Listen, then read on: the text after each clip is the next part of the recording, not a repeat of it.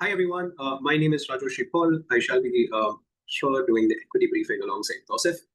Tosif will be joining you for the later half of the equity briefing. Thank you so much for registering for Calcutta Open 2025. It's a pleasure. Now, keep in mind a couple of things. While the tournament is something which is curated just for you, there are a few things you need to keep in mind for the due course of the tournament, right? For that, we are here at the equity briefing of the same. The equity team consists of 4 members. It's Manliv Kaur, Priyanka Das, Rajorshi Paul, and Tosef Tanveer Alam. Here's the basic things we'll be covering for the entirety of the briefing. Now, just keep in mind throughout the tournament, it's something where it is safe practice. Everyone is a human with emotions. Be a nice person because that's something you can be. Be mindful that all of your words have impact, and that's some impact which people are going to be affected with. Understand rage is never justification. It's a competitive environment, but you need to be at the best of your abilities and the best of your behaviors as well. So you should genuinely be extremely respectful towards everyone at the tournament. Now, what qualifies as an equity violation is something we'll cover right next. First, it's discrimination. That is categorized as harassment, vilification, generalization, not adhering to someone's gender identity, discriminating on the basis of caste, creed, religion, age, disability, nationality, socioeconomic background, upbringing, etc. When you're victim blaming someone that this person is supposed to be targeted, for instance, X is supposed to be a target of some specific crime, when you're having mentions of, let's say, sexual assault, sexual harassment, etc., you cannot use descriptive terms for the same. Attributing the cause of sexual assault to the victim's behavior is something you can't do as well. Now, when you are going forward for any tournament idea, understand to create a safe space, you have to ensure that you are in one is one, right? Who better to enforce it other than you? When you're having disrespectful behavior towards any single individual, it's something which will be seen as an equity violation for the due course of the tournament. There is a very strict gender pronoun policy. We request every single participant to mention if they have any specific gender pronouns. If you have mentioned certain pronouns, anyone who does not adhere to the same is someone who is under the idea of equity, right? A mistake is something which can go forward, but please seek to rectify your mistake. You can, if it's something which has caused you hurt, please feel free to reach out to equity. We can reach an understanding thereafter. Now, any sexual interactions through physical, digital spaces, verbally, willingly, it has to be consented, right? Implicit or explicit coercion, without any implicit or explicit coercion. Now, this consent is something which has to be taken on both sides, and it's something which falls under the purview of equity. Now, the equity policy has every single thing starting from the beginning of the tournament to the end, even things which are related to the OC, the payments, everything. So if you have any form of complaint whatsoever throughout the tournament, it's something which will be filed as equity under the purview of equity. In case of doubt, remember to refrain. Now, here's the scope of the work we will be doing, right? Incidents in the tournament shall be dealt by the equity officers. Any form of violation does not have to happen within rounds, or conversations which are also subjected to the same are under equity code. Understand, any relevant SNS activity wherein equity violation which is happening online can be dealt by officers if the violations are meaningfully relevant, even if the perpetrator are not participants and are just observers or coaches, etc. Complaints can be dealt by the equity officers. Suo motu cognizance is something which might even be taken if some things get out of hand. Now, the general public is someone who won't be relevant to the tournament, whereas, let's say, some problem is happening in your neighborhood, that's something we won't be dealing with, but we hope that you are nice to them regardless. Equity officers will be in action before, during, and after the tournament. Before the tournament, we will be setting the equity policy, discuss the way the policy goes with the ASHCOR, the ORCOM, etc. During the tournament, we will be going through any complaint which comes through to us. We will be working for a firm resolution for the same. We'll intervene, possibly rounds might be delayed, but we will be resolving every single conflict that comes up through the course of the game. Now, we will be publishing an equity report. It includes the equity's decision on the complaint. It's the reported general concern of the tournament. We will be regarding the personal information which we get throughout the due course of the tournament. Yeah.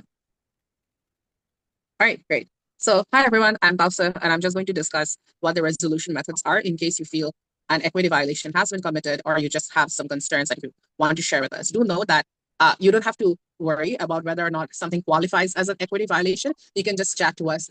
Even if you just feel generally a bit concerned or feel a bit stressed, we'll be happy to help you out and we can help you through the process. So the way that you can probably reach out to us, we do have a complaints form up. You can probably make a complaint there, or if you feel that you want a more like informal process and you just want a more direct conversation, you can either reach out to us via a phone call, or you can email it to us, or you can just send us a text, and we will have all our contact information in the previous slides overall. All right, so we have obviously formal and informal complaints that are both available as means of resolution. There can be different types, depending on what the context is. The approaches are going to be different. For formal complaint, it is going to be, for instance, something like requesting a formal response that is more thorough, that's going to have an investigation, that's probably going to have mediation between two people. And so what you necessarily need to report is you need to report the content, the context of the situation, and the concerned violation. And you also need to be transparent about who is making the complaint so we can actually follow this up with you. And what you will get after this is a formal response that is going to also include the reports of this investigation. And your identity will not be disclosed unless you consent into it. So for informal complaints, this is going to be a more general concern for the tournament. You don't have to report with a personal information. You don't have to report because we don't have to follow up with you. You just can discuss what the context is, and we are happy to make a general announcement. So these sorts of violations don't. So the main thing that you need to note in terms of the process is you have a lot of agency over how you want this to be handled, right? So don't be stressed in case you do want to report a violation, if any consequences will come to you or not, because you have agency to either disclose your information. You can also request your information to be kept private, so the people that you have made complaints against do not find out who has made the complaint. So the general way that this works is we will receive the complaint, and then we will examine the validity and the attributes of it. We will have a general agreement on the value behind the complaint, and we will discuss if this might have any form of malicious intent, or is this maybe gross negligence. We will try to figure these values out by talking to other people who are involved in the context as well. If we feel that maybe the complaint isn't valid as an equity complaint, we'll obviously try to make you feel less stressed and try to discuss how you can move forward within the competition. However, if we do feel that this is a valid equity complaint, we will accept this complaint and we will ask you your preferred way of investigation. And this is where you have a lot of agency. You want this to be a thorough investigation and any action to be taken on them if this is applicable, or do you want this to be a general announcement so people are maybe more aware of good faith in the future? And if this is the case, we will probably make a general announcement on this as well. And then we can obviously conduct the investigation. We will hear from both complaint sides, and we will also talk to other people who are involved in the context so we can get a full view picture of it. And then we will try to start a mediation process if that is something that you probably want. And so either we will aim for hopefully reconciliation, but if this is an egregious violation of equity, we are going to move forward with sanctioning the offenders of it. Next slide.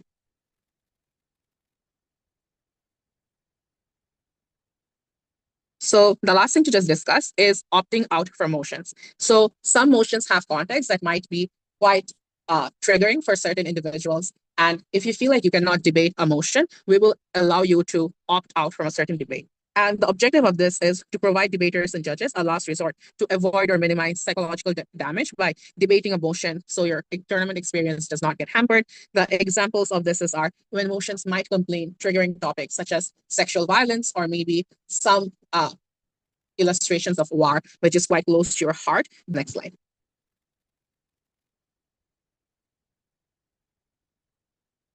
So the last thing to just discuss is opting out from motions. So when this normally is used is, for instance, when you get a motion that might be triggering to you, for instance, something that is related to sexual violence or illustrations of certain disasters, which might be personal to you, and you feel that this might cause a lot of psychological damage to you, please feel free to opt out. We don't want your tournament experience to get hampered, forcing yourself to debate a motion that you are not mentally ready to discuss yet. Please do note that this is meant always to be in good faith. Do not abuse this method.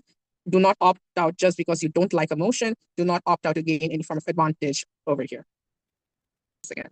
So when this normally is used is, for instance, when you get a motion that might be triggering to you, for instance, something that is related to sexual violence. Here, that the operation of opt-out is quite different between preliminary rounds and break rounds as well. The objective of this is that teams with debaters opting out from the rounds would debate without that person. So if you have an individual in the team that doesn't want to debate a particular motion, but that is the motion that has been chosen to debate, you're probably going to iron person between the other two members within your team.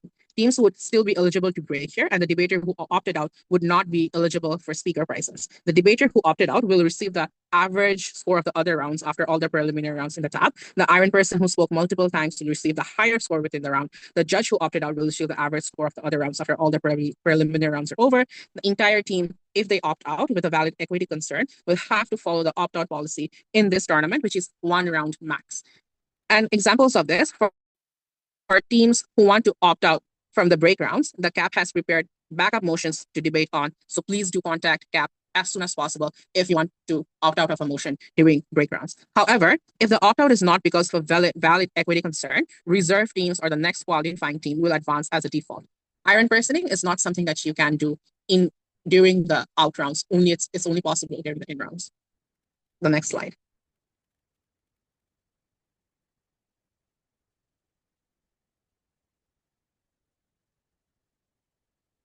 A few other important announcements. If you're willing to opt out, please come talk to the equity team after the motion release. Equity would conduct a hearing of the reasons for the opt-out, and we will validate your claim. You can pick equity officers participating in the hearing, as we understand that it should be a sensitive topic for you to speak to. So don't feel pressure, don't feel stressed that it's going to be all of us trying to integrate you. This is going to be a normal conversation that you have a lot of agency over. You can choose who you want to speak to, anyone who you may identify with or relate with a bit better, and you feel comfortable to speak with them more. Please be reminded that opt-out system is a last resort to escape from mental suffrage. It might affect the fairness, the timetable, and the continuation of the entire tournament. Using this opt-out system comes to the cost. We care for you, but we also want to be fair to the other participants as well. You as an individual debater will not be eligible for speaker prizes, or your team would automatically be replaced by reserve teams or the next qualifying teams if you still choose to opt out in break rounds. You would still have to disclose the reasoning behind the opt-out to a minimum extent to one or more equity officers. Complete bypass of this due process is unfortunately not allowed. So you do have to speak to us and go through the formal processes that I have discussed before if you want to opt out properly. General frequently asked questions. As an adjudicator, what should I do if an equity violation happens during a round?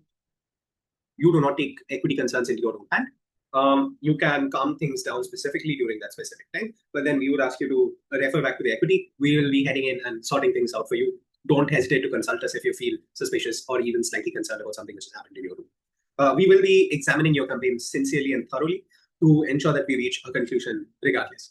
Now, when you want to report something specifically, you can do so in the form of a formal complaint, which is through the clash and complaint form. You can also reach out to us informally. Our contact information are given at the end of the briefing.